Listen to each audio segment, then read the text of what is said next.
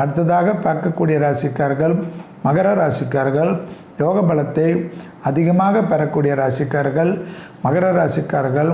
தொழில் ஏற்றம், உத்தியோகம் ஏற்றம், வியாபாரம் ஏற்றம், படிப்பு ஏற்றம் என்ற அனுகூலங்கள் நிச்சயமாக ஏற்படும்.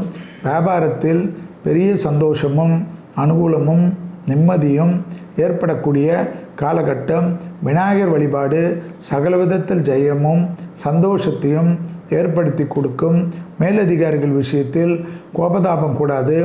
கணக்கு வழக்குகள், ஜிஎஸ்டி, இன்கம் டேக்ஸ் போன்ற விஷயத்தில், கமர்ஷியல் டேக்ஸ் போன்ற விஷயத்தில் அதீத கவனமாக இருக்க வேண்டும். அவரை நம்பினேன், இவரை நம்பினேன், கவுத்து விட்டார்கள் என்றெல்லாம் சொல்வது கூடவே கூடாது என்பதை ஞாபகத்தில் வைத்து கொள்ளுங்கள். தனிப்பட்ட முறையில் எதிர்பார்த்த நல்ல விஷயங்கள் ஒன்றன் பின் ஒன்றாக நடைபெறுவது சாத்தியக்கூறான அனுகூலமான அமைப்பை பெற்றுத்தரும். நீண்ட நாட்களாக இருந்த பாதிப்புகள் பரிபூர்ண நிவர்த்தி ஏற்படுவது கண்கூடாக பார்க்கலாம். தொடர்ச்சியாக இருந்த மனத்தாங்கள் தீர்வது சந்தோஷமான அமைப்பு தரும்.